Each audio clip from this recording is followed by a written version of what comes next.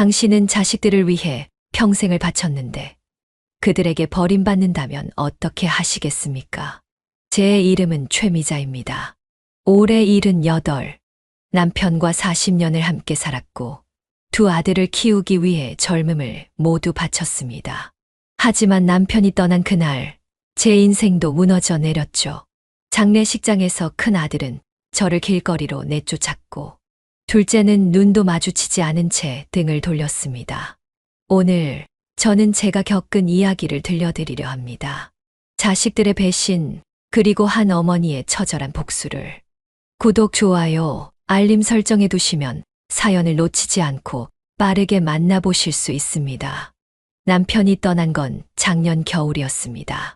폐암 진단을 받고 1년 끝까지 힘겹게 버티던 남편은 첫눈이 내리던 날 새벽, 제 손을 꼭 잡은 채 눈을 감았죠.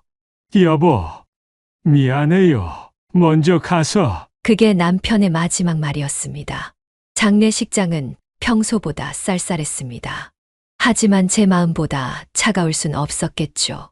큰아들 현우는 장례 절차를 주도했고 작은아들 동우는 조문객들을 맞이했습니다. 겉으로 보기엔 효성스러운 아들들이었죠. 하지만 그건 모두 가면이었습니다. 장례를 마친 후 저는 한동안 영안실 의자에 멍하니 앉아 있었습니다. 이제 어디로 가야 할지 머리가 하얘졌죠. 집으로 돌아가자니 남편 없는 빈집이 두려웠고 큰아들네 가자니 불편할 것 같았습니다. 어머니, 저희 집에서 좀 쉬다 가세요. 큰아들이 그렇게 말했을 때 제 마음 한구석이 살짝 놓였습니다. 택시를 타고 가는 내내 이런저런 생각이 꼬리를 물었습니다. 아들네 집에 가서 며칠 쉬다가 마음을 추스르자. 큰 며느리가 싫어할까? 그래도 이럴 때는 자식 집에 가는 게 당연하지 않나? 정신을 차려보니 이미 큰아들네 아파트 현관 앞이었습니다. 가방을 꼭 쥔 제 손이 떨리고 있었죠. 우리 현우가 반갑게 맞아주겠지. 문을 두드리는 순간까지도 그렇게 믿었습니다. 하지만 문이 열리자마자 큰며느리의 차가운 표정이 저를 맞았습니다. 어머니, 오셨어요? 반갑지 않다는 듯한 목소리였죠. 거실에서는 큰아들이 소파에 앉아 휴대폰만 들여다보고 있었습니다. 제가 들어가도 고개도 들지 않았죠. 어머니, 이제부터는 각자의 삶이 있잖아요. 저희도 살아야 하고, 어머닌 요양원에 가시는 게 좋을 것 같아요. 사실, 어제 알아봐 뒀어요. 큰며느리의 말이 마치 날카로운 칼날이 되어 제 가슴을 파고들었습니다. 숨이 막혀왔어요. 머릿속이 하얘지면서 귀에서 윙하는 소리가 들렸습니다.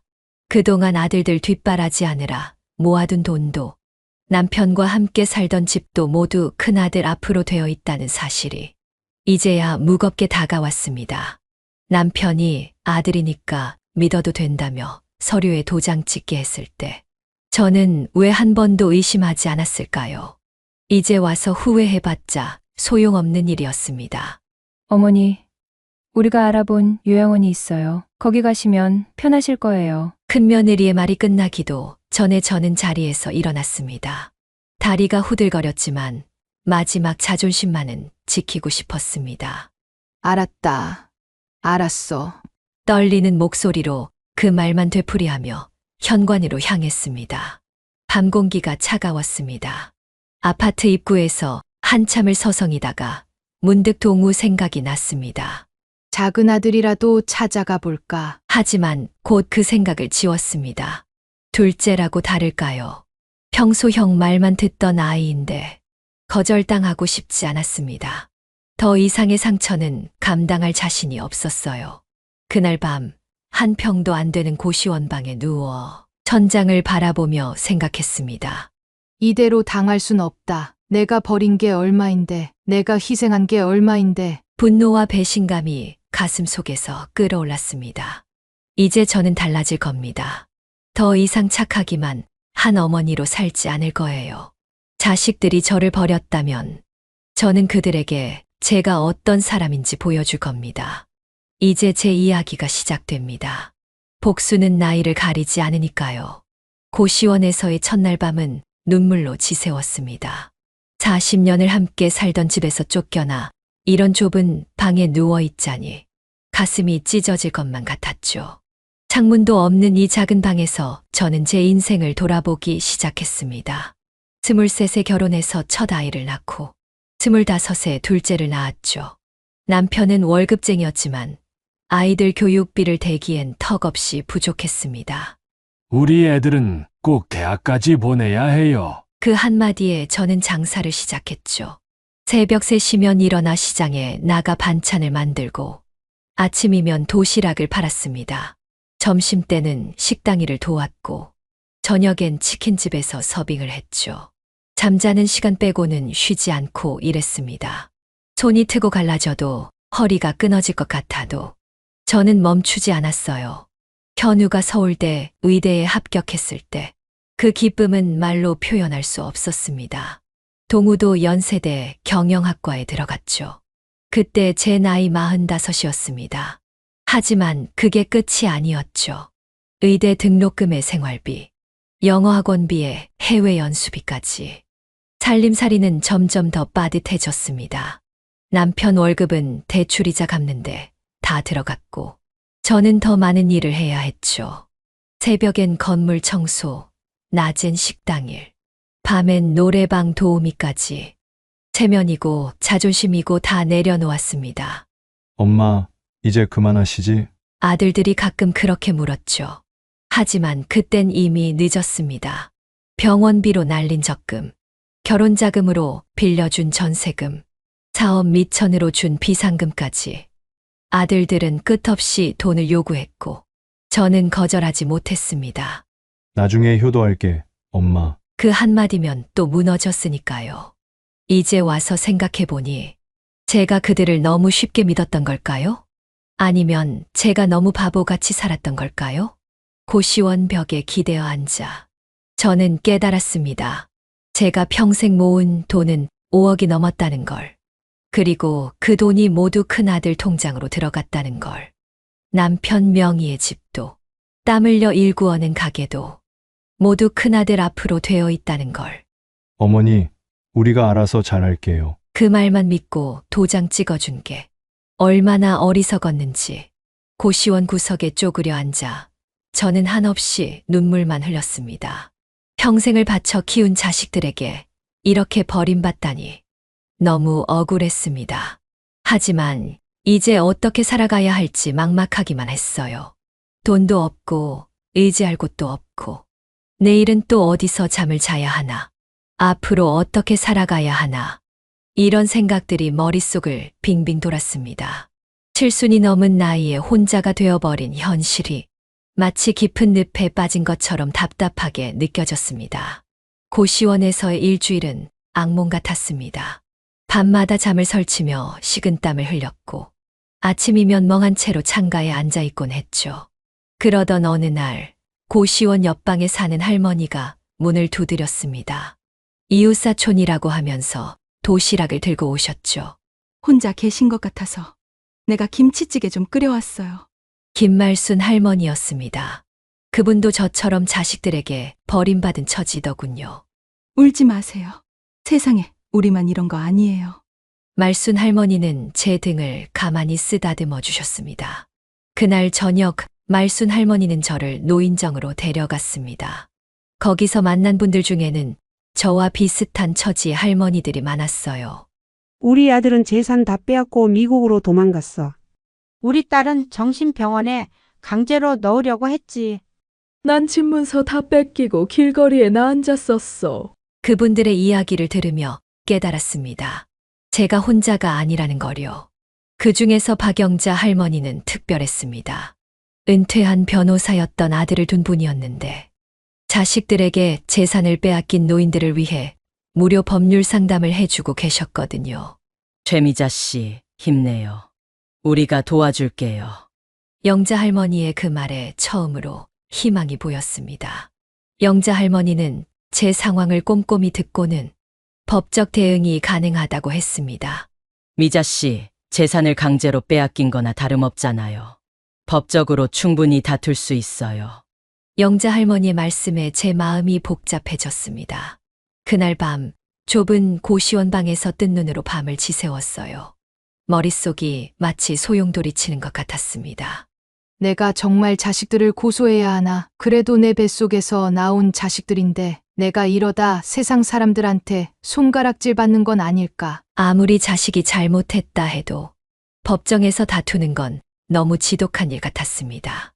현우가 어렸을 때 아프다고 보채던 모습, 동우가 처음 걸음마 배우던 순간, 그런 기억들이 스치면서 자꾸 마음이 약해졌어요. 하지만 그때마다 큰며느리의 차가운 말투가 떠올랐습니다. 요양원에 보내려 했던 그들의 태도, 남편 장례식에서의 쌀쌀맞은 표정들. 이런 기억들은 제 마음을 다시 단단하게 만들었죠. 일주일 동안 잠도 제대로 못 잤습니다. 밥도 넘어가지 않았어요. 그저 방구석에 앉아 이 생각, 저 생각을 하다가 홀로 눈물만 흘리기를 수십 번. 그러던 어느 날 아침 문득 깨달았습니다. 제가 이렇게 망설이는 것도 결국은 엄마라는 굴레에 갇혀 있기 때문이라는 거요. 평생 엄마니까, 어머니니까 하면서 참고 견디기만 했던 제 모습이 떠올랐습니다. 그게 결국 자식들을 이렇게 만든 건 아닐까. 제가 너무 쉽게 물러서고 참아왔던 게 오히려 잘못된 게 아니었을까. 그날 오후 저는 영자 할머니를 찾아갔습니다. 떨리는 목소리로 말씀드렸어요. 영자 언니, 저 결심했어요. 더 이상은 물러서지 않을 거예요. 영자 할머니는 제 손을 꼭 잡아주셨습니다. 잘 생각했어요. 이제 우리가 함께 할게요. 그날부터 저는 달라지기 시작했습니다. 노인정에서 만난 할머니들과 함께 법률 공부를 시작했고, 재산법, 상속법 같은 책을 읽기 시작했죠. 말순 할머니는 매일 아침 저를 깨워주셨고, 영자 할머니는 법률 지식을 하나하나 알려주셨습니다. 다른 할머니들도 각자의 경험을 나누며 저를 도와주셨죠. 미자 씨, 우리가 늙었다고 해서 죽은 목숨은 아니야. 영자 할머니의 이 말은 제게 큰 힘이 되었습니다. 특히 영자 할머니의 조카가 운영하는 법률사무소를 소개받은 건 정말 큰 행운이었습니다. 젊은 변호사였지만 노인 학대와 재산권 침해 사건을 전문적으로 다루는 분이었거든요. 할머니, 증거만 확실하다면 충분히 승산이 있습니다. 변호사님의 말씀에 용기가 생겼습니다. 그렇게 한 달이 지나는 동안 저는 조금씩 변해갔습니다. 더 이상 눈물만 흘리지 않았고, 이제는 제 권리를 찾기 위해 한 걸음씩 나아가고 있었습니다. 노인정 할머니들은 제게 불꽃 찰매라는 별명을 지어주셨어요. 식었던 불씨가 다시 타오르는 것 같다면서요. 그렇게 저는 준비를 시작했습니다. 이제는 더 이상 물러설 곳이 없었으니까요. 법원 앞에 섰을 때 제 다리는 후들거렸습니다. 영자 할머니와 말순 할머니가 양쪽에서 제 팔을 잡아주셨죠. 노인정 할머니들도 모두 함께 와주셨습니다. 힘내세요, 미자 씨. 우리가 다 지켜보고 있어요. 그분들의 격려가 제게는 큰 힘이 되었습니다. 첫 재판이 시작되던 날, 법정에서 마주한 큰아들의 표정은 여전히 차가웠습니다. 둘째는 끝내 나타나지 않았고, 큰며느리는 마치 남일처럼 구석에 앉아 있더군요. 어머니, 이러시면 안 됩니다. 저희가 얼마나 잘해드렸다고. 큰아들은 뻔뻔하게 이야기했습니다. 하지만 진실은 조금씩 드러나기 시작했습니다. 변호사님이 제출한 증거들, 남편 생전에 제가 모았던 통장 내역, 가게 운영하며 모은 돈들의 흐름, 그리고 제 도장이 찍힌 서류들. 특히 결정적이었던 건 작년 추석 때 찍은 영상이었습니다. 큰아들이 어머니, 이 서류들만 도장 찍어주세요. 나중에 다 돌려드릴게요. 라고 하는 장면이 고스란히 담겨 있었거든요. 그날 저는 아팠던 남편 병원비로 정신이 없었고, 아들을 너무 믿었기에 내용도 제대로 보지 않고 도장을 찍어줬던 겁니다. 재판이 진행될수록 더 충격적인 사실들이 드러났습니다. 큰아들 부부는 이미 2년 전부터 저를 요양원에 보낼 계획을 세우고 있었다는 것. 그래서 제 재산을 조금씩 빼돌리기 시작했다는 것. 어머니가 치매 기가 있으시니까 큰며느리가 한 말에 법정이 술렁였습니다. 최미자 씨는 지난달 정밀 검사에서 어떠한 인지장애도 발견되지 않았습니다.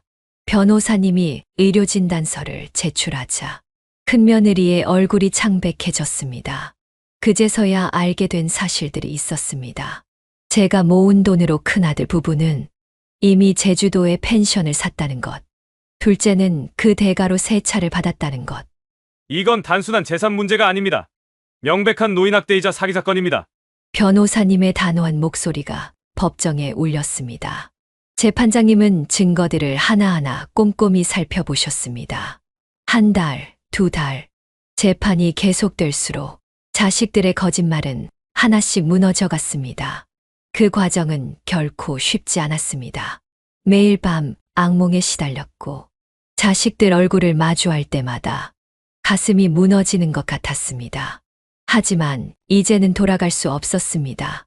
제 인생을 되찾기 위해, 그리고 저처럼 고통받는 다른 어머니들을 위해서라도 끝까지 싸워야 했으니까요. 이제 곧 끝날 거예요, 미자 씨. 영자 할머니가 제 어깨를 토닥여 주었습니다. 그렇게 6개월이라는 시간이 흘렀고 마침내 재판의 결과가 나왔습니다. 판결이 내려지던 날 법정은 조용했습니다. 재판장님이 서류를 넘기는 소리만이 긴장된 공기를 가르고 있었죠. 원고, 승소. 그 한마디가 제 인생을 바꾸어 놓았습니다. 제가 모은 5억여 원의 재산과 남편과 함께 살던 집이 저에게 돌아오게 되었고 자식들은 법적 손해배상금까지 지불하게 되었습니다. 큰아들은 고개를 푹 숙인 채 아무 말도 하지 못했고 큰며느리는 눈물을 흘리며 제게 용서를 빌었습니다. 하지만 이미 너무 많은 것이 깨져버린 뒤였죠. 법정을 나서는 순간 노인정 할머니들이 저를 와락 껴안아 주셨습니다. 그분들의 눈가에도 눈물이 고여 있었어요. 미자 씨가 해냈어요.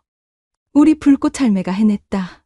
승소 후 많은 것이 달라졌습니다. 우선 고시원을 나와 작은 전셋집으로 이사했고 노인정 할머니들과 매일 식사도 함께 했죠. 가끔 자식들이 연락을 해왔습니다. 용서를 구하는 문자도 보내고 명절이면 찾아오겠다고도 했죠. 하지만 저는 이제 더 이상 흔들리지 않았습니다. 용서는 시간이 필요해. 그렇게 짧게 답장을 보냈습니다. 영자 할머니는 제게 이렇게 말씀하셨죠. 가족이란 건 서로를 지켜주는 거예요. 일방적인 희생을 강요하는 게 아니라. 그 말씀이 제 마음에 깊이 와닿았습니다. 지금껏 저는 엄마니까, 어머니니까 하면서 너무나 많은 것을 참아왔던 거예요. 이제는 제가 저 자신을 지키는 법을 배웠습니다. 가족이라는 이름으로 모든 걸 받아들일 필요는 없다는 것도 알게 되었고요. 요즘은 노인정에서 저처럼 어려움을 겪는 할머니들의 이야기를 들어주고 있습니다. 제 경험이 그분들에게 작은 힘이 되길 바라면서요. 말순 할머니와는 매주 토요일마다 시장에서 장을 봅니다. 영자 할머니와는 매달 한 번씩 법률 상담 봉사를 다니고요. 새로운 가족이 생긴 거죠. 혈연으로 맺어진 건 아니지만 서로를 진심으로 아끼고 지지해주는 그런 따뜻한 가족이요. 제 나이 78배 새로운 삶을 시작했습니다. 힘들고 아팠지만 그만큼 단단해진 제 모습을 봅니다. 이제는 압니다. 진정한 가족의 의미를, 그리고 제 자신을 지키는 법을. 오늘도 저는 노인정으로 향합니다. 새로운 가족들이 기다리고 있으니까요. 가족이라는 이름으로 모든 것을 참지 마세요. 당신의 행복과 권리를 지키는 것. 그것이 진정한 사랑입니다. 사연을 들려드리면서 많은 생각이 들었습니다. 제가 겪은 일들이 누군가에게는 작은 위로가 되었으면 하는 마음으로 이 이야기를 나누게 되었어요. 저는 이제 알게 되었습니다. 부모라는 이유로, 어머니라는 이유로 무조건 희생하는 것이 미덕은 아니라는 걸요. 제가 모든 걸 내어주고 비울수록 자식들은 더 많은 것을 요구했고 결국 저의 존재마저 지우려 했으니까요. 평생을 모은 재산이 제게는 인생을 걸고 일군 결실이었는데 자식들은 그저 자신들의 당연한 몫이라 생각했습니다. 하지만 이제는 다릅니다. 부모의 재산은 부모의 것이고 그것은 자식이라도 함부로 가져가서는 안 될 소중한 가치라는 걸 깨달았습니다. 법정 싸움을 하면서 많이 아팠습니다. 피는 물보다 진하다고 하지만 때로는 피보다 진한 것이 있다는 걸 알게 되었어요. 노인정에서 만난 할머니들, 저의 이야기를 들어준 이웃들, 그분들의 진심 어린 마음이 혈연의 정보다 더 따뜻했습니다. 돈을 되찾고 집을 되찾았지만 그것보다 더 소중한 걸 얻었습니다. 바로 저 자신을 되찾은 거예요. 그리고 진정으로 저를 아끼는 새로운 인연들도요. 이제는 압니다. 인생은 언제든 다시 시작될 수 있다는 것을. 나이가 들어도 상처받은 뒤에도 새로운 희망은 늘 우리 곁에 있다는 것을. 오늘도 노인정에는 저와 비슷한 아픔을 가진 분들이 찾아옵니다. 그분들의 이야기를 들으며 말씀드립니다. 당신의 인생은 아직 끝나지 않았어요. 새로운 시작은 언제나 가능하답니다. 진심 어린 마음만 있다면 우리는 언제든 다시 일어설 수 있어요. 그렇게 우리는 서로의 희망이 되어줍니다. 가족이란 이름이 아닌 진정한 마음으로 맺어진 인연으로 여러분의 인생에도 이 작은 이야기가 희망이 되길 바랍니다. 무료 버튼인 구독과 좋아요, 알림 설정 해주시면 더 좋은 사연으로 찾아뵙겠습니다.